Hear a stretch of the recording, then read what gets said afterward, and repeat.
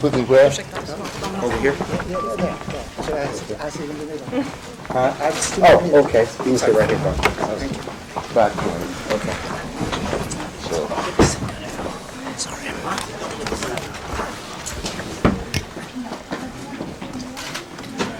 With the microphone. Dear friends, welcome to this press conference with the Polar Prize winners of 1998, Mr. Ravi Shankar and Mr. Ray Charles. All right, thank you. May I underline that this is a conference where music and the award winners are the topic. Hello, Yeah? my name is Lennart Modig. I work for Channel 4 News. Mr. Ray Charles, how does it feel to be a Polar Prize winner? How does it feel? Is that what you said? To be a Polar Prize winner. Oh, man, how can you ask a question like that? It's the greatest thing on earth. I mean, it's so wonderful, and it's quite unique for me. You know, it's very different from some of the wonderful things that I've witnessed before. I'm ecstatic. That's all I can tell you. Have you ever heard of the prize before you got Oh yeah, of course I've heard of it, but I mean, I never dreamed that I would ever participate in it. Yes. Someone else? Mr. Charles and Mr. Shankar, you live very close to each other in California. I'd like to know how much do you know each other, and and how familiar are you with each other's music? Well, I don't know. I really don't know how I'm not as familiar as I ought to be. Let's put it to you that way. But I'm learning. Mr. Shankar? I have always appreciated him, and I have never met him, unfortunately, before, and I'm very happy that this was an excuse for us to meet so far away. Yes, exactly. You're right, brother. And I hope to meet him more in future. Excuse me, Mr. Shankar, what does it entail for you, for Indian music and sitar players, that you have won the prize? What does it mean? What does it entail for you that you have won this Polar Prize for the Indian music and sitar players? I didn't get that question very well. No. She wants to know what does it mean for What does you? it mean? What does it mean? Yes. Well, it means a great thing. I mean, it's not just a respect or honor for me, but it is for our music also, and definitely. Do you think that Indian music will be more known all over the world after this? I hope so, I do because already it is very well known, and it's sort of like, you know, this award was given because someone definitely admired Indian music, and because of Indian music, me, and I think it will help for people to admire more in future. Mm-hmm. Mr. Shankar, are you tired of always being connected with the Beatles? Well, when people only connect me with them and that is all, that hurts me a lot, because that happens to be just one of the. I am also connected with Yehudi Menuhin, and now with Mr. Charles, and with so many other musicians, but I have nothing to do with Beatles. Only one of them, George Harrison, he's my student, that is all. His guru?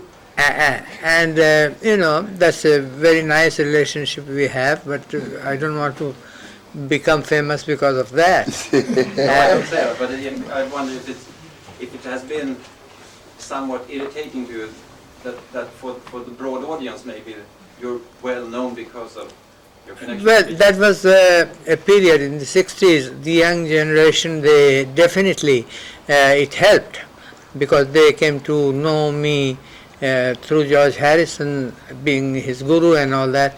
But I was very well known before that in a smaller circle as a classical musician. So it did help, I do admit it. And this prize, your feelings for this prize? What am I doing with this No, prize? your feelings Oh, my feeling is anyone else would feel very happy and very elated, and I feel really honored. Thank you. One question to Mr. Charles. I know you're a friend of Quincy Jones, Yes. and he received the prize a few years ago. Yeah, I know he did. Isn't that the wrong way around? No, he's truly my friend, so I certainly don't mind at all. I was very, very happy for him, honestly. You know, we were very close. We're really just truly like blood brothers.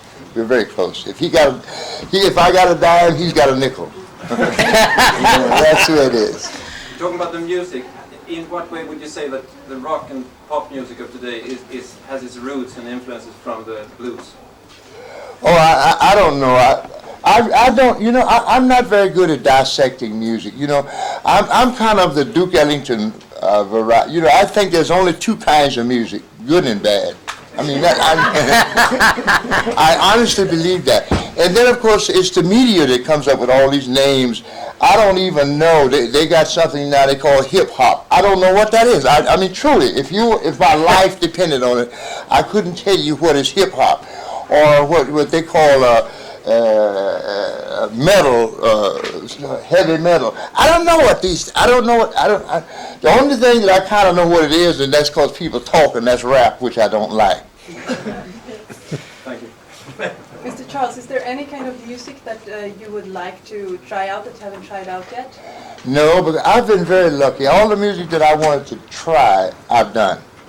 You know, I started out as a classical pianist, and of course I got in all kinds of trouble with my teacher because I was always adding things to the music that didn't go. You know, she didn't like that. You know, so I figured, well, that's caused me to start playing jazz because I wanted to play what I felt. I wanted to get away from, you know, the music what was written. I wanted to see what I could do to improvise or to make it sound different. And of course, this is where I am now. What moments of your career do you remember as being the most exciting, Mr. Charles? Oh, I've had so many. There's no, you know, I've been out here on this road for 53 years. I've been very, very lucky, very fortunate human being. I've had a lot of good things happen to me. Like this is one of the most marvelous things that ever happened to me in my whole life. And I'll be 68 years old come September. I think this, you know, it's good to have wonderful things happen to you when you're healthy and you feel good and you can truly enjoy it, you know. So, but I don't have any kind of music that I like that I want to tackle because I'll tackle everything that I wanted to. Mr. Charles, what will you do with the money? Well, I guess I'm probably like most people, spend it. I mean,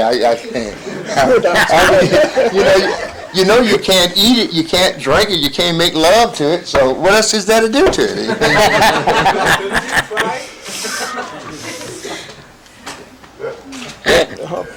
Ordet är fritt. Mr. Charles, you visited Sweden many times. Do you have any special relation to Swedish audience, or do you have friends among Swedish musicians?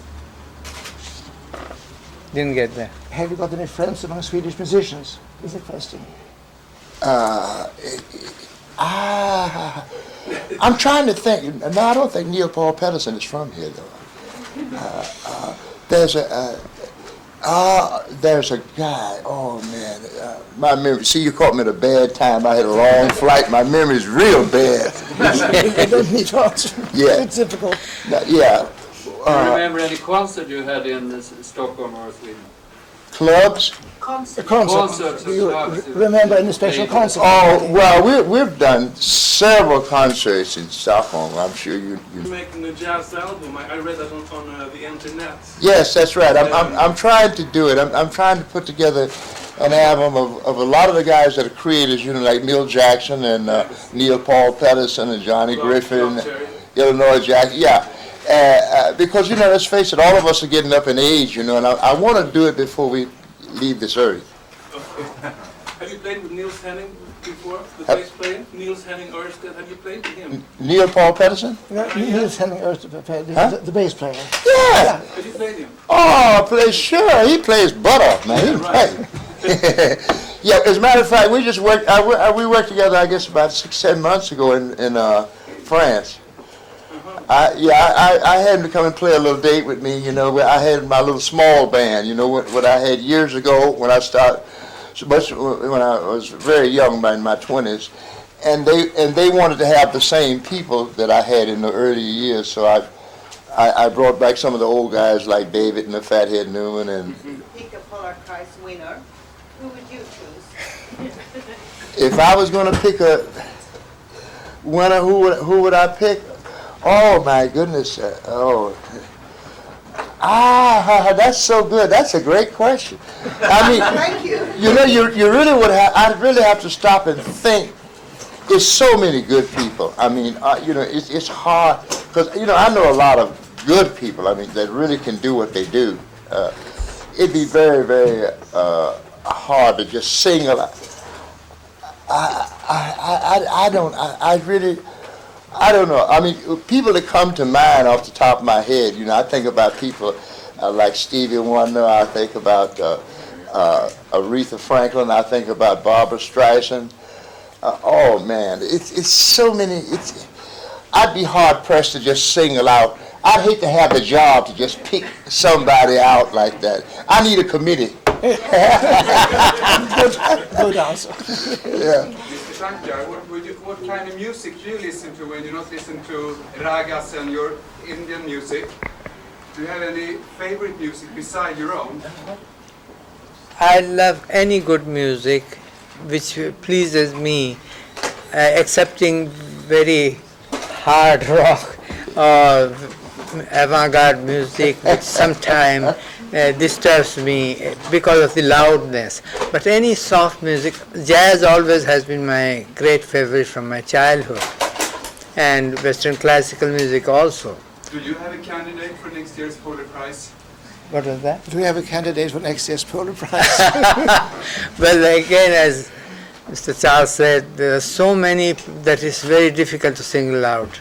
As a nomination by the President as a special honor, that's all. And I never attended, I hardly went to the Parliament, maybe a few times, just, you know, and nothing to do with politics. Are you into politics, Charles? No. Good. No. Great. No. That's a great No, thing. you know, the thing is, with like yourself and myself, is that the reason we're not into that because we have a special. There's a special purpose, and the purpose is the music, and of course, Exactly. The reason you don't get into politics because you want to keep music like it is, everybody loves music. Nobody fights over music, you That's know. right. And so I want to keep it that way. The minute you start mixing with politics, you're going to start making enemies. Yeah. And I haven't found nothing in this world for me from people except love. So I want to keep it that way. Exactly. Mr. Charles, how would you define soul? Well, it's if you can come up with a definition, I'm not sure that I can do it, but I can try. Soul is something that when the artist is performing, you genuinely feel what he's saying, or what he's singing, or what he's playing. You genuinely feel it in your heart. It's like if you take a good actor or a good actress and they play the part so well, you forget that it's just a story. You become emotionally involved. You start crying or you get mad or whatever the story is dictating. Well, that's the same type of thing in music where you can sing a song and make people cry. You can play something rhythmic and they can't keep still. They got to move. You know, that's when you're transmitting what you're doing to your public. To me, that's soul. Mr. Charles, so who wanted you to be when you were a child? Who wanted you to be when you were a child? What did I want to be when I was a child? Yes. Oh, I've always wanted to play music. Ever since when I was 3 years old, I was hitting on the keyboard. I didn't know what I was doing. And of course, the gentleman was so nice to me. He would say, "No, no, no, you don't strike the keys with all your hand like that." And he started teaching me how to play little melodies with one finger. And I was only 3 years old, and it didn't matter what I was doing, if I was outdoors playing or with my buddies or whatever. The minute I heard this old man Wiley Pittman start to play that piano, that was it for me. So no, music is just like my breathing. It's always has been. Some more questions? There are some minutes left. Mr. Shankar? What does the word soul mean to you? Yeah, okay, let's hear this. I gotta hear What does this. it mean to you? So you have to give your own explanation. I love Sol Monier. Yeah, all right now. Hey, that's great. I love it.